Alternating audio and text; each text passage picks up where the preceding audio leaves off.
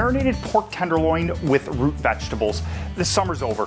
Fall season is here. We're moving back indoors, but that's not necessarily a bad thing. If you live in a climate where things are starting to get a little bit colder, to me, that means more kitchen time. Like, I don't spend enough time in the kitchen, but I love it. I love getting into the kitchen and doing some of those more complex dishes that have a couple of different moving parts. This is one of those featuring pork, one of my absolute favorite things. Pork tenderloin is super, super lean, great, wonderful source of protein.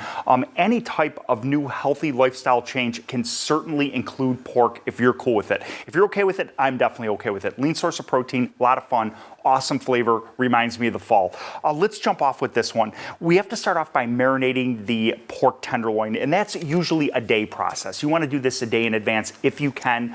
This one is a nice mild marinade. We're going to start off with a little bit of soy sauce, always low sodium with this. Salt is an essential thing that we need. We don't need it in the vast quantity that it is in a lot of foods. So a little bit of low sodium soy sauce.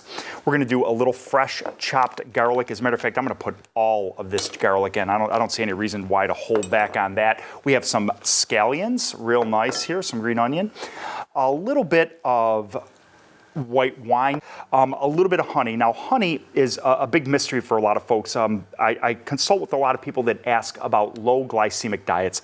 They're looking to watch their sugar intake. I believe that sugar is definitely an enemy of us all. It really is. It's something that causes our insulin to shoot up, causing a lot of the problems that we have with weight and diabetes in this country. So I'm not a fan of incorporating sugar into my diet. I added maybe a teaspoon of honey into that. Then I'm gonna go with Truvia. I'm gonna get the rest of my sweetness that I need from that to counteract the saltiness of the soy sauce. So we're gonna add a little bit of Truvia in, a lot of flavor, wonderful, wonderful stuff, one of my favorite go-tos. And last but not least, a little bit of ginger is wonderful. Ginger isn't used in a lot of dishes. I like to use fresh when possible. Dried is okay. That's all you have, use it. It's better to get the flavor in than to blow it off. But if you have some fresh, that's certainly a really, really, really nice way to go. So we've made some really nice little pieces there. Isn't that beautiful? Oh, I love it. It smells like lemony. It's like the most awesome smell in the whole world. I rub it into my hands when I'm done. Just, oh, love it. Absolutely love it. Now the pork tenderloin goes in. This guy's been all cleaned up. I removed all the extra fat from it. There's no reason to keep it on. Most pork tenderloins that you buy in the supermarket are going to come with most of the fat removed. The only thing left on there may be the silver skin, that silvery part. I left a little bit on so you could see it there. The silver skin right there, lose it. Lose it. There's nothing to be gained from that. You don't get any flavor. You just get toughness in the end result. So you can get rid of that right away.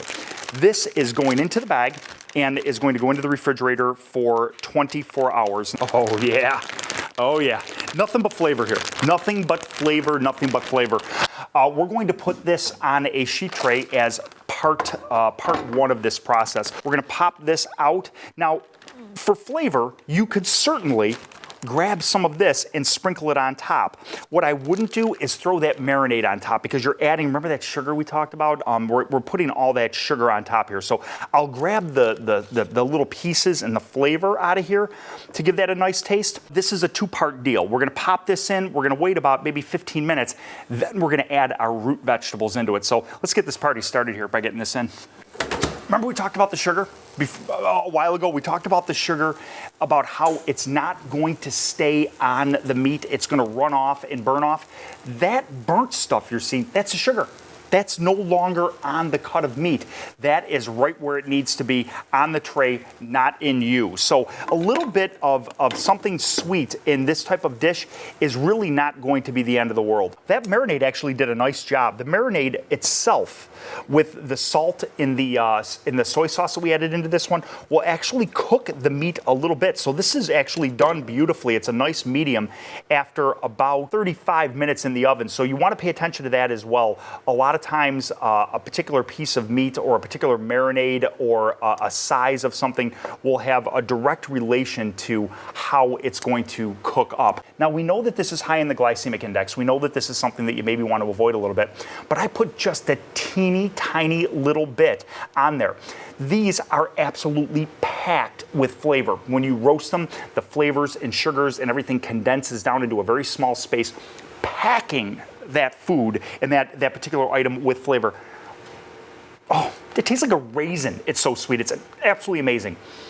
This is a great way to incorporate root vegetables without going overboard on the amount. Think of things that are high on the glycemic index if you're trying to avoid sugar as a garnish, not as a main dish or a main side, and you will have no problem incorporating all your fall favorites into your dinner tonight.